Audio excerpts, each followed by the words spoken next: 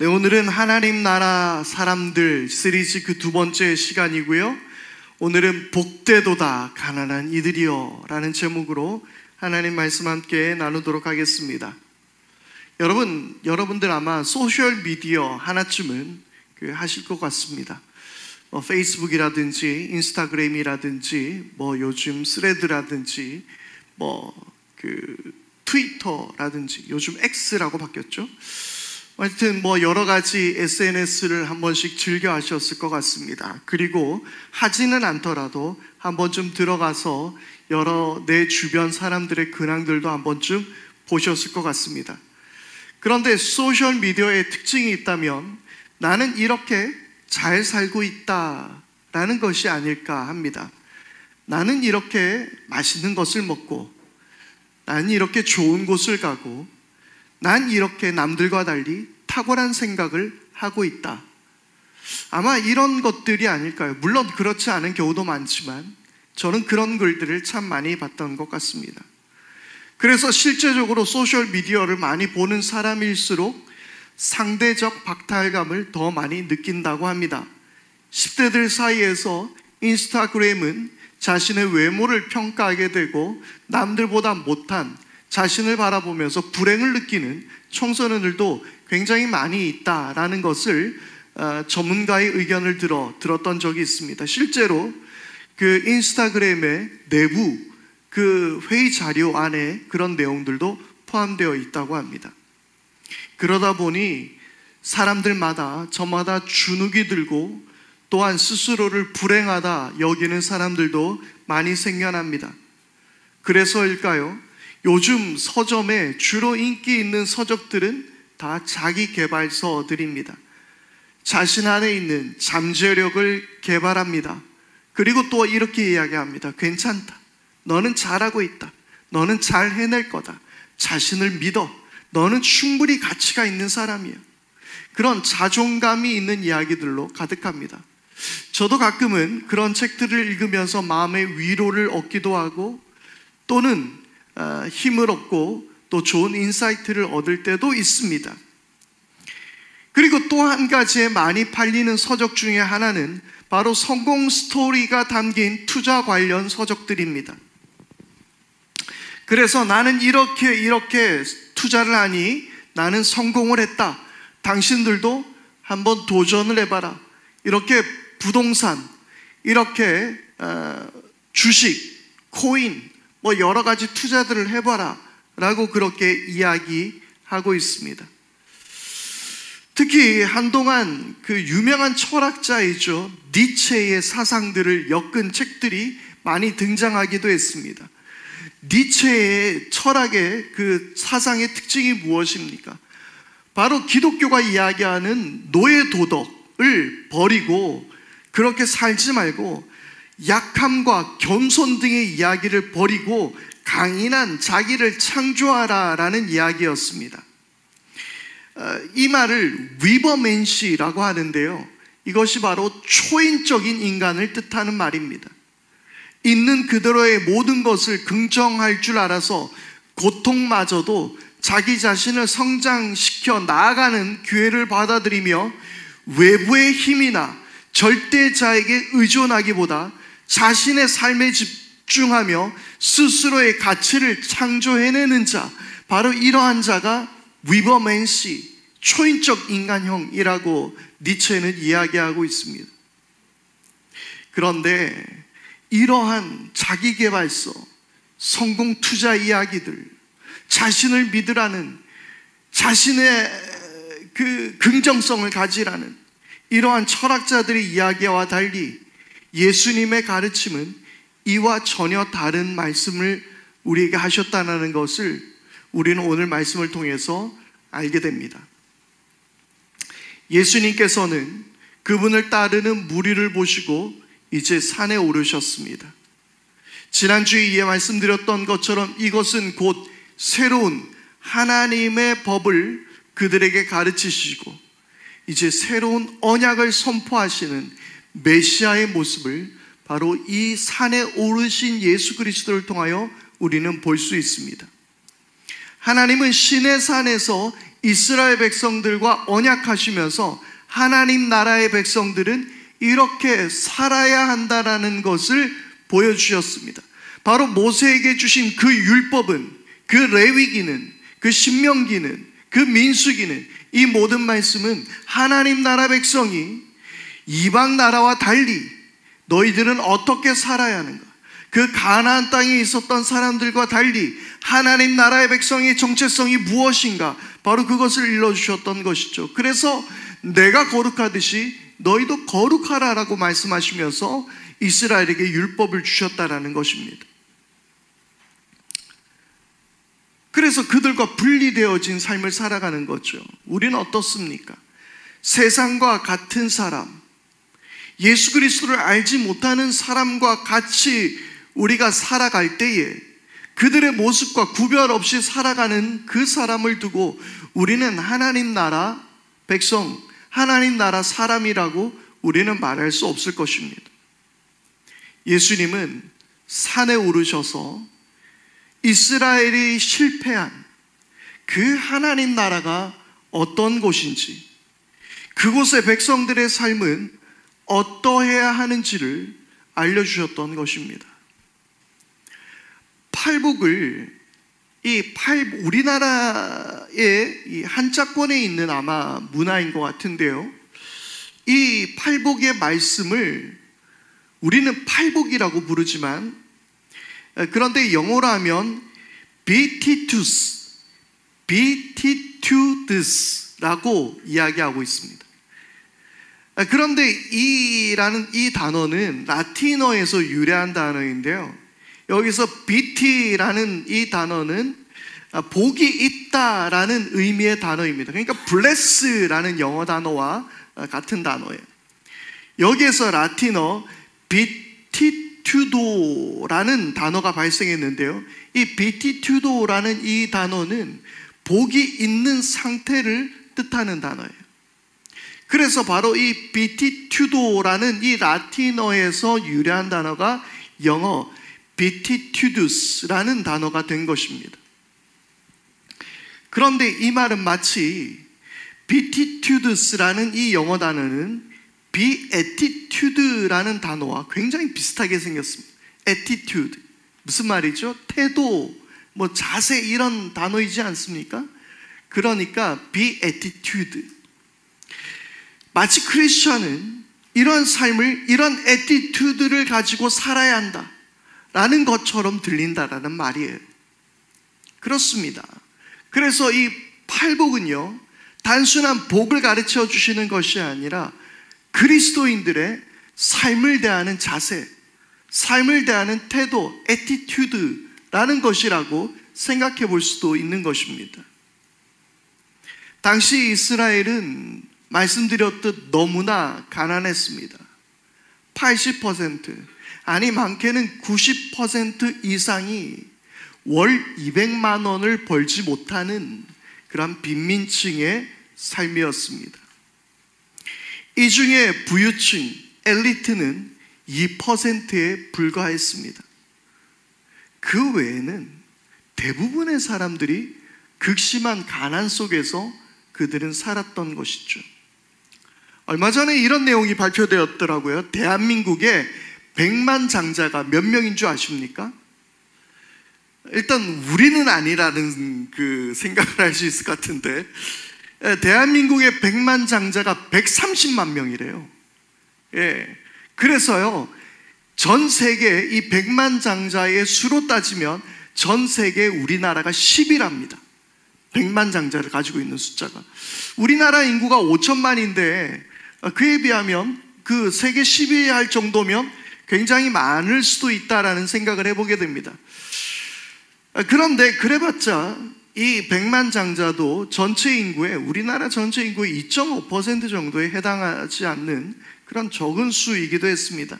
하지만 우리가 이스라엘과 비교할 수 없는 것은 지금 중산층이라는 사람들이 있지만 당시에 이들을 제외하고는, 이 10%에 되는 사람을 제외하고는 극심한 가난을 겪으며 살았던 것이죠. 경제적인 착취가 있었습니다. 로마는 식민지에서 자원을 추출하여 본국의 번영을 위한 기반으로 삼았던 것이죠. 유대 지방은 로마에 비해 경제적으로 빈곤했고 사람들은 과도한 세금에 시달려야 했습니다. 이 세금이 어느 정도였냐면 터무니없이 높았는데요, 때로는 농민 소득의 50%에 달하는 그러한 세금을 매기기도 했습니다. 이는 많은 가정을 재정적으로 파탄으로 몰아넣는 주된 원인이 되기도 했습니다. 또 뿐만 아니라 토지를 독점했습니다. 로마의 영향과 현지 부유층의 결탁으로 소수의 부유한 집단이 농지를 독점하면서 대중의 빈곤은 더욱더 심화되었던 것입니다. 또한 강제 노동에 시달리기도 했는데요, 헤롯 왕의 대규모 건축 프로젝트가 있었습니다. 예를 들어서 헤롯 성전이라고 불리는 예루살렘 성전이 그 예가 될 수도 있는데요, 이 일은 유대인들에게, 당시 이스라엘 사람들에게 일부 일자리를 제공하기도 했지만 이 일자리를 제공함에 동시에 많은 사람들에게 강제 노동과 추가적인 세금 부담을 안겨주었던 것이죠. 말이 일자리 제공이었지 사실은 그들의 노동을 착취하는 수준에 불과했던 것입니다. 그래서 이 생활고로 인해서 많은 유대인들은 노예 신세로 전락하거나 로마에 팔려가는 경우가 흔했다라고 합니다. 이러한 처참하고 비참한 삶, 그것이 바로 이스라엘 백성들의 삶이었습니다. 그러한 삶을 살아가는 그들은 매일 어떤 생각을 하며 살았을까요?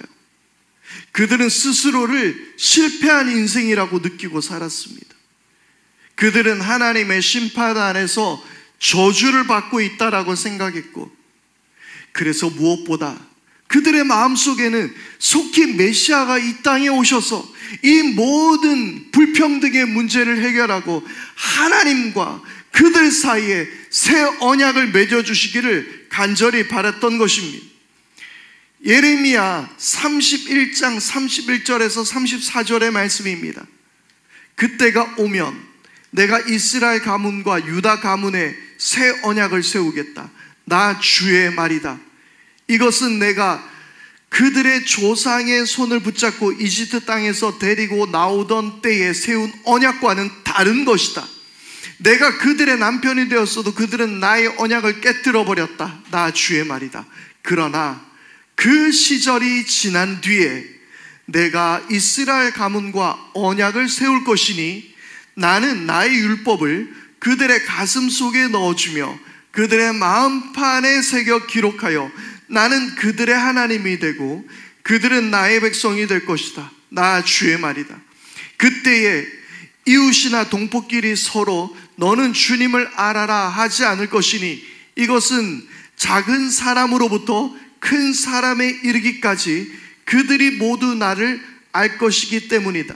내가 그들의 허물을 용서하고 그들의 죄를 다시는 기억하지 않겠다. 나 주의 말이다. 아멘. 이스라엘 백성들이 바로 원했던 회복은 이것이었습니다.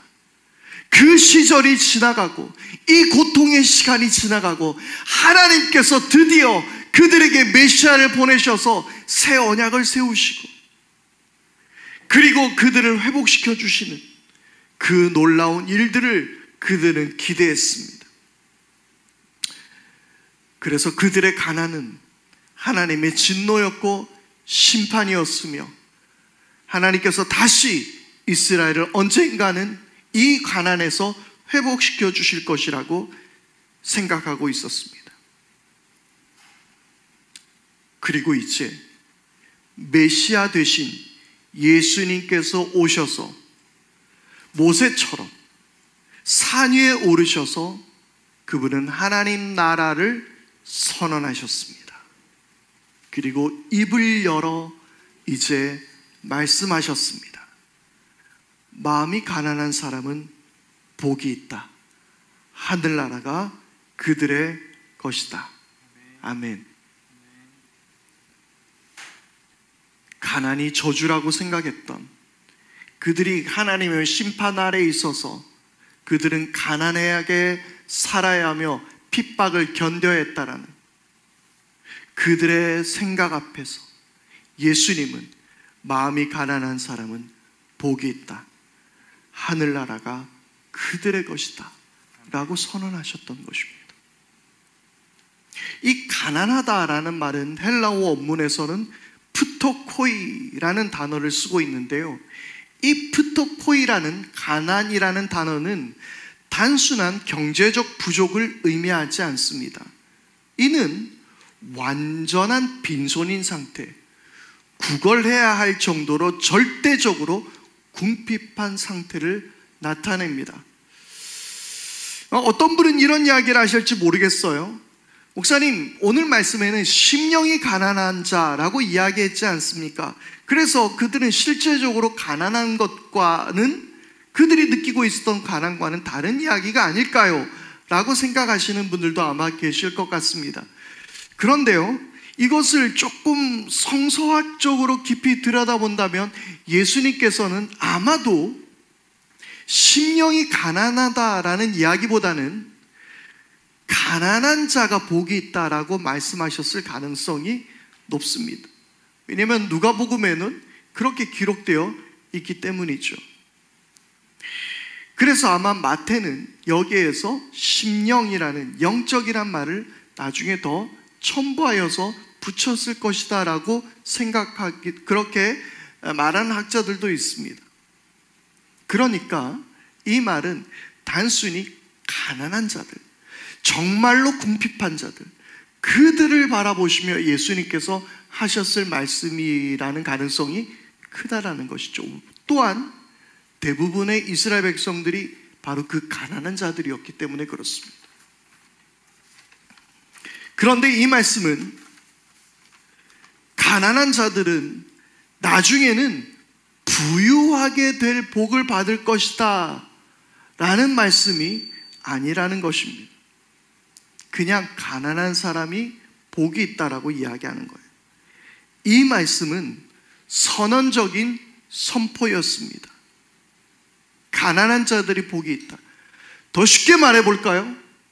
좋겠다, 가난해서. 이 말입니다.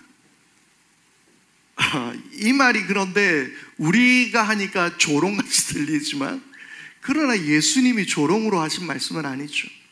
정말 그렇게 하신 말씀이에요. 너희들 참 좋구나, 가난해서. 너희들 참 행복하겠구나, 가난해서. 라는 말씀이에요. 도무지 이해가 안 됩니까?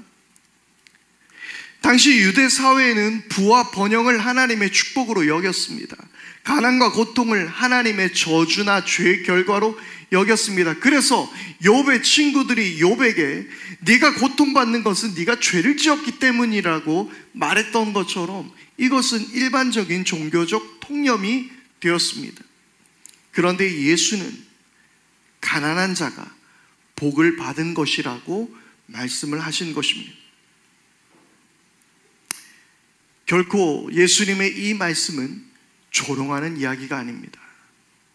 지난주에 말씀드렸듯이 이 말씀은 왕의 선언이었습니다. 왕으로 선포하신 말씀입니다. 하나님 나라가 어떤 것인지를 보여주는 것입니다. 예수님은 왕이시기에 이것을 규정할 수 있습니다. 가난한 너희여, 복이 있다.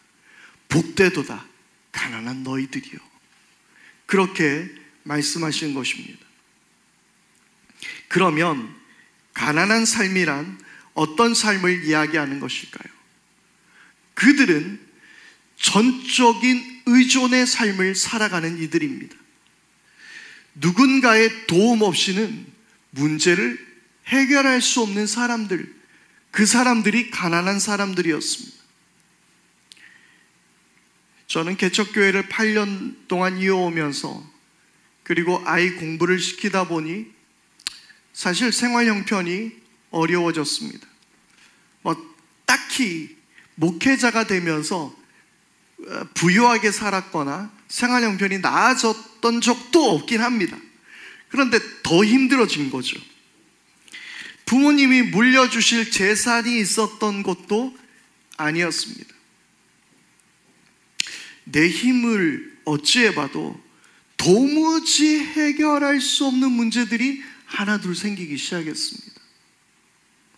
그러니까 하나님께 기도할 수밖에 없고, 또 누군가에게 어려운 부탁을 해야 할 때도 생겨나게 되었습니다. 의지할 수 있는 것밖에 없습니다.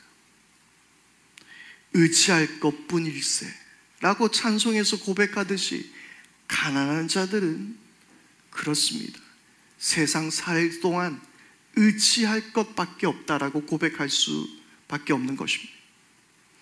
아마도 가난의 아픔을 견디다 못해 삶을 포기하는 분들은 바로 이 의지할 곳조차 없는 이들이 아니었겠습니까? 요즘 주변에 살아가는 많은 청년들을 봅니다. 젊은이들을 봅니다.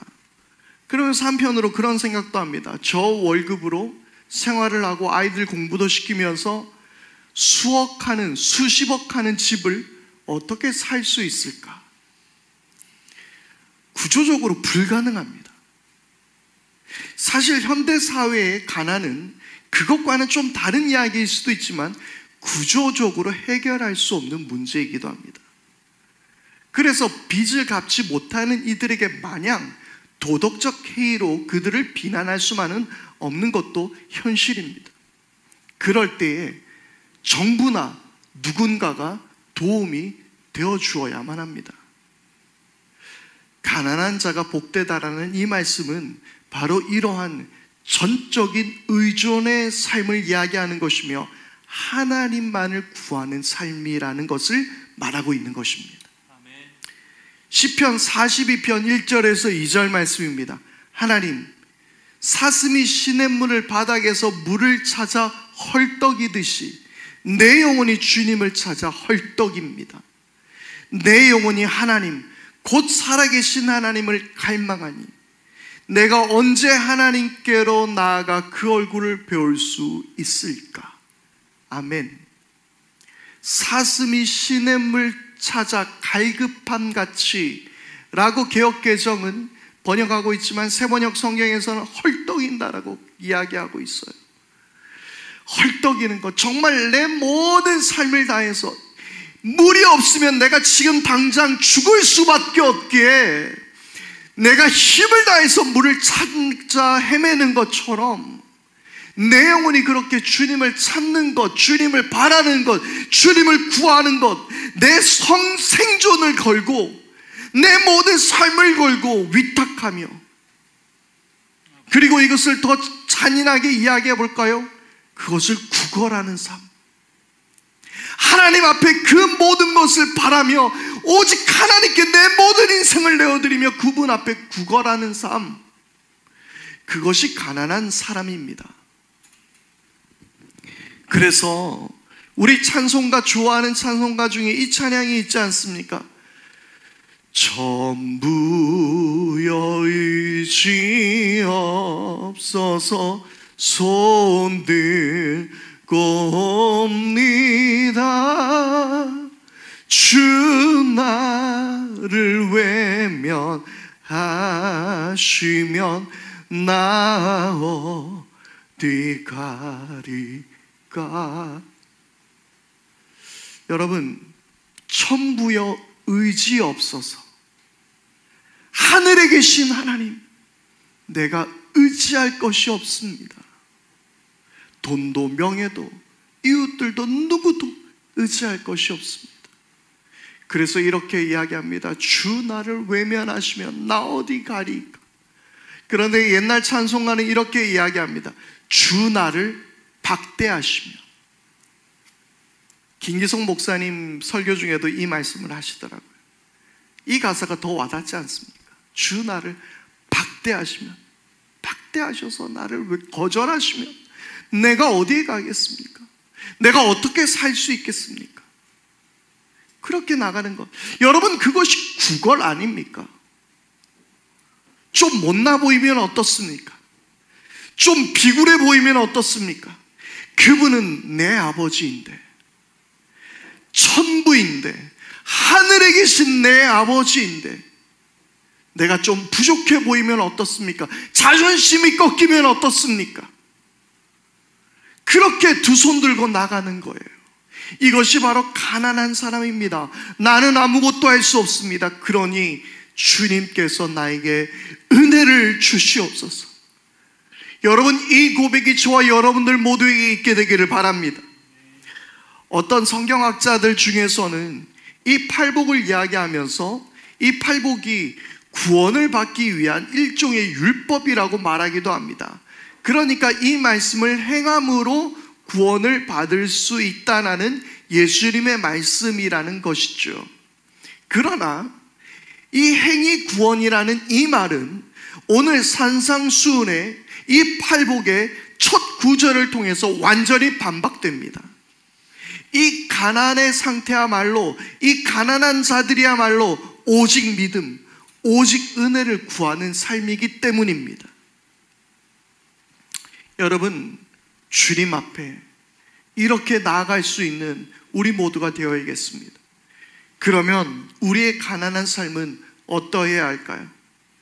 그렇습니다. 말씀드린 대로 하나님만을 구하고 하나님만을 의존하는 그러한 삶이 되어야 하는 것입니다. 내 능력, 내 힘으로, 내 가진 것으로, 내 노력으로 여기까지 왔으니, 내가 열심히 살아서 여기까지 왔으니, 내가 열심히 공부해서 내가 여기까지 왔으니, 그것이 아닙니다. 주님, 나는 아무 공로 없습니다. 나는 아무것도 한 것이 없습니다. 그러나 주님, 나를 불쌍히 여겨주십시오. 이 고백이 있어야 한다는 것이죠. 또한 우리가 기억해야 될 것은 자발적 청빈의 삶을 살아가는 것입니다. 무슨 말이냐면, 예수님 당시에 부자가 되기 위해서는 평범하게 살아서는 안 됩니다. 멈추지 않는 욕망으로 가득하여 무언가를 얻어내기 위해 무엇이든 할 수 있는 사람이어야만 부자가 될 수 있는 가능성이 있었습니다.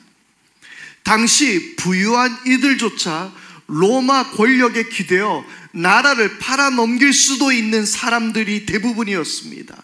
남의 고열을 빨아먹어야 부자가 될 수 있었습니다. 가난한 이들을 업신여기고 착취와 폭력으로 자신의 것을 취득하는 자들만이 겨우 엘리트 부유층이 될 수 있었다라는 것이죠.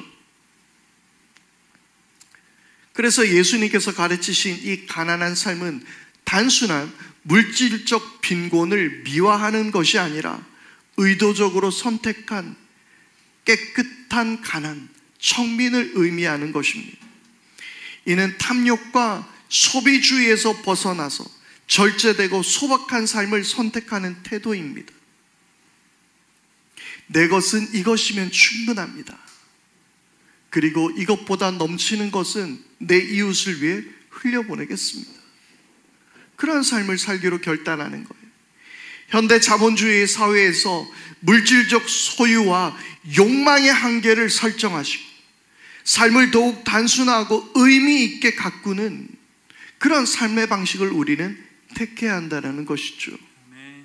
명품 소비와 자신을 돋보이게 하는 그 어떤 것들로부터 우리는 거부하고, 우리는 하나님 나라를 위하여 우리는 살아야 하는 것입니다. 하나님 나라 백성으로 살아야 하는 것입니다. 그리고 타인을 위한 섬김과 나눔의 삶을 우리는 살아야 하는 것입니다.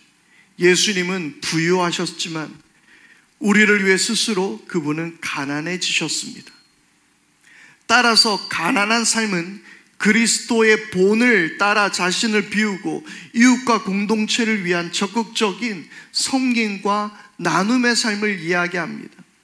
하나님 나라 백성은 개인의 축적과 성공보다 이웃의 아픔과 필요에 민감하게 반응하며 실제적인 도움과 연대를 실천하는 삶이 되어야 합니다.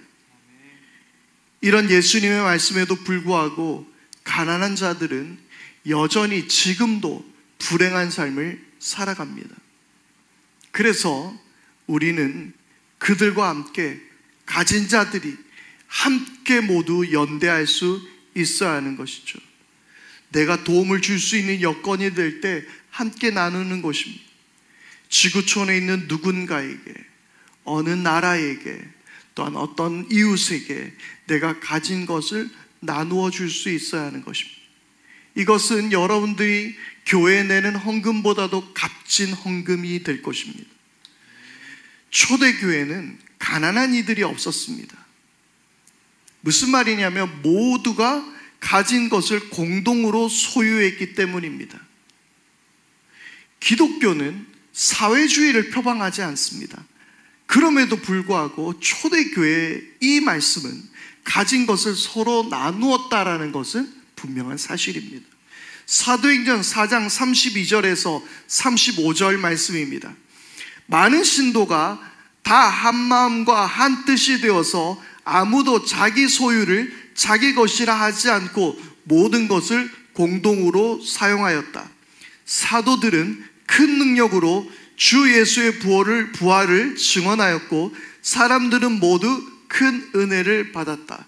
그들 가운데 가난한 사람이 한 사람도 없었다. 땅이나 집을 가진 사람들은 그것을 팔아서 그 판돈을 가져다가 사도들의 발 앞에 놓았고 사도들은 각 사람의 필요에 따라 나누어 주었다. 아멘. 이것이 바로 초대교회 성도들의 모습이었습니다. 이 얼마나 아름다운 삶입니까? 그들 가운데 가난한 사람은 한 사람도 없었다. 모든 것을 공동으로 소유하고, 여러분, 모든 것을 공동으로 소유하면 누가 가장 힘들겠습니까? 가장 많이 갖고 있었던 사람이 힘들었겠죠. 그럼에도 예수 그리스도로 인하여, 그분이 주신 은혜로 인하여 자기의 것을 팔아 가난한 자들과 함께 나누었다라는 거예요. 그래서일까요?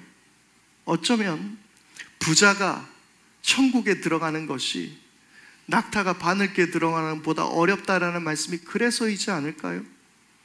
어쩌면 가난한 자가 복되다라는 말씀은 그런 의미에서이지 않았을까요? 여러분, 그만큼 초대교회 성도들은 예수 그리스도 그분을 머리로 삼고 모두가 함께 자신의 것을 나누며 살았다라는 것입니다. 가난의 삶은 개인적이고 내면적인 것뿐만이 아니라 공동체와 사회적 맥락을 함께한 그런 실천적 삶입니다.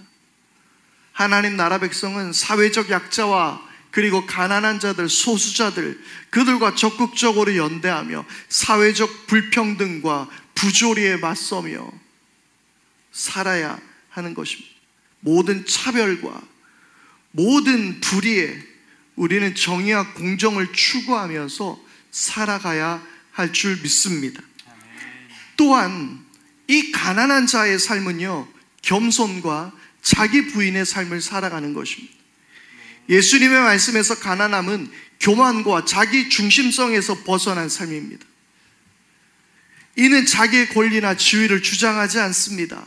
오히려 자신을 낮춥니다. 하나님을 높입니다. 타인의 이익을 위하여 남을 더욱더 낮게 여기는 삶을 살기 위하여 애쓰는 그런 겸손한 삶입니다. 바로 이러한 것들이 가난한 자로서 이 땅 가운데 우리가 살아야 할 모습들인 것이죠. 여러분, 이렇게 우리가 가난한 자로서 이 땅을 살아가게 될 때에 우리는 무엇을 얻어낼 수 있습니까? 바로 하나님 나라가 우리의 것이 되는 것입니다. 우리 모두는 하나님 나라 백성이 되는 것입니다. 이 팔복에 있는 이 말씀은 매우 이 논리적 서술이 아름답게 되어 있습니다. 자, 3절의 말씀에 마음이 가난한 사람은 복이 있다라고 그랬고 이 복인 하나님 나라가 그들의 것이다 라고 이야기했습니다. 그런데 8번째 복을 보게 되면 10절입니다. 의를 위하여 박해를 받는 사람은 복이 있다. 하늘나라가 그들의 것이다. 이것을 쉬운 말로 고치면 햄버거식 구성입니다. 햄버거 빵이 위아래로 있는 것이죠. 그리고 중간에 이야기들이 있습니다. 그런데 특별히 이 햄버거 빵 구성에 있어서 이 시작과 끝은 다 하늘나라에 대한 이야기, 하나님 나라의 이야기라는 거예요. 그리고 이 하나님 나라의 이야기는 미래형이 아닙니다. 이 단어는 미래를 나타내는 단어가 아니라 현재형이에요.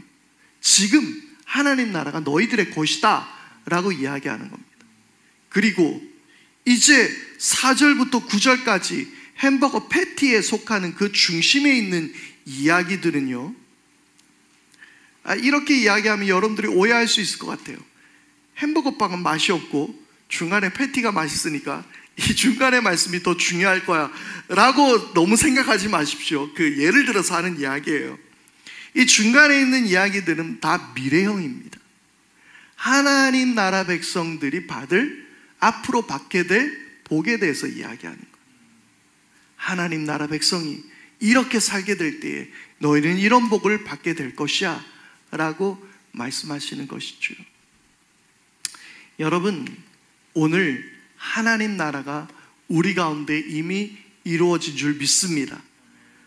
그렇다면 그 하나님 나라의 백성의 삶을 우리는 오늘 살아내야 하는 것이며, 그 살아내는 첫 번째가 바로 가난한 자의 삶을 살아내는 것입니다.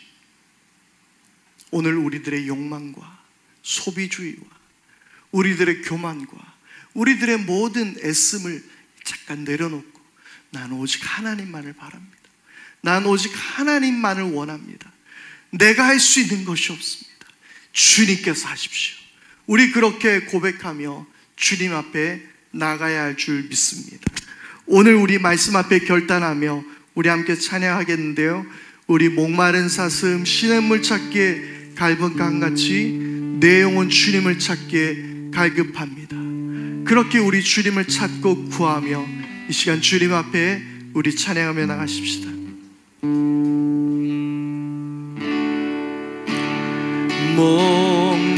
목마른 사슴 시내 물을 찾아 헤매이듯이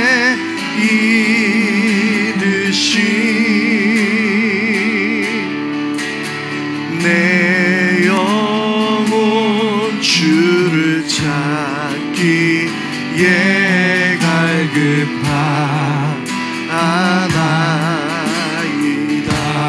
다시 한번 목마른 사슴 시내 물을 찾아 헤매이듯이 내 영혼 주를 찾기에 갈급하나이다. 주님만이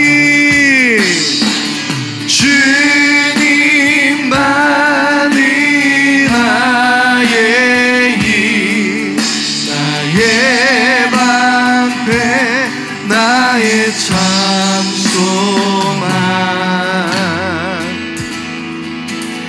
나의 몸 정성 다 바쳐서 주님 경배합니다. 이번에는 우리 이렇게 고백합니다. 금보다 귀한 나의 주님, 내게 만족 주신 주. 아멘. 당신만이 나의 기쁨 또한 나의 참고에 주님만이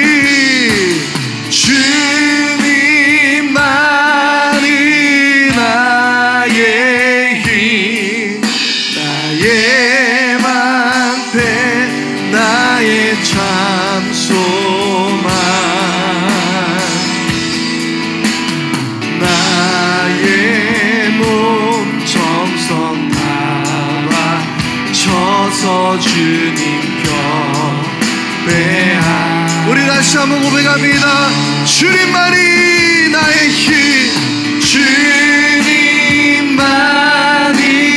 나의 힘,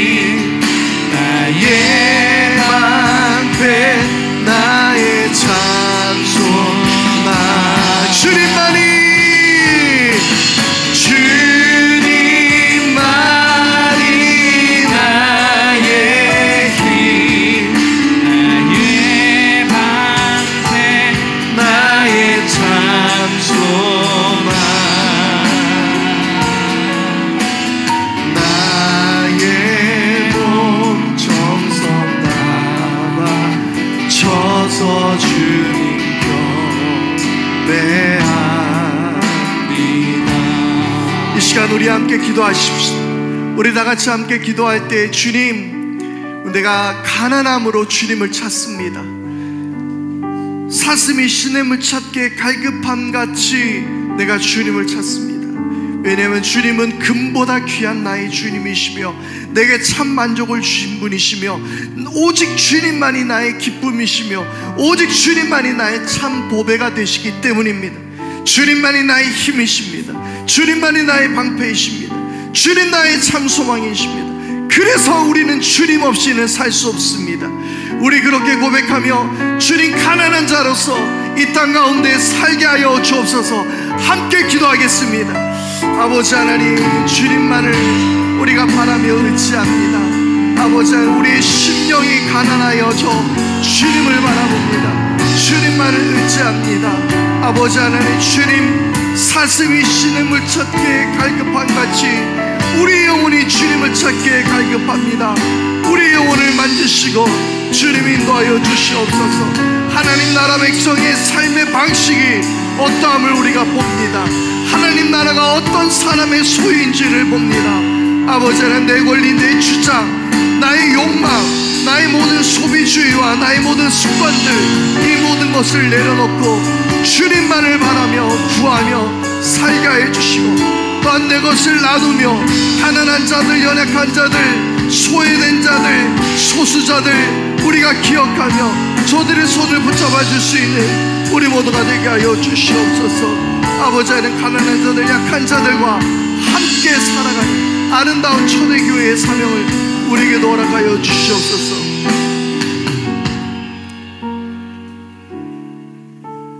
하나님, 그렇습니다.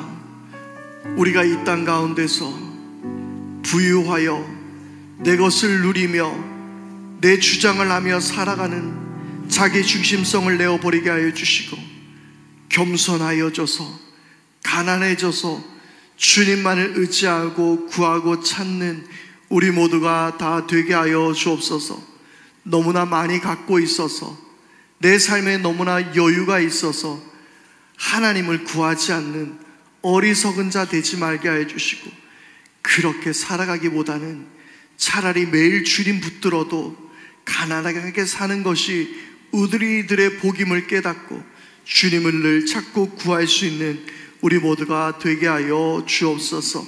오늘 말씀 앞에 결단하오며 사도들의 신앙의 고백을 따라 우리도 다 같이 함께 우리의 신앙을 주님께 고백하오니, 나는 전능하신 아버지 하나님, 천지의 창조주를 믿습니다. 나는 그의 유일하신 아들 우리 주 예수 그리스도를 믿습니다. 그는 성령으로 잉태되어 동정녀 마리아에게서 나시고 본디오 빌라도에게 고난을 받아 십자가에 못 박혀 죽으시고 장사된 지 4일 만에 죽은 자 가운데서 다시 살아나셨으며 하늘에 오르시어 전능하신 아버지 하나님 우편에 앉아 계시다가 거기로부터 살아있는 자와 죽은 자를 심판하러 오십니다. 나는 성령을 믿으며 거룩한 공교회와 성도의 교제와 죄를 용서받는 것과 몸의 부활과 영생을 믿습니다. 아멘. 우리 다 같이 함께 자리에서 일어나서 주님 앞에 봉헌하겠습니다.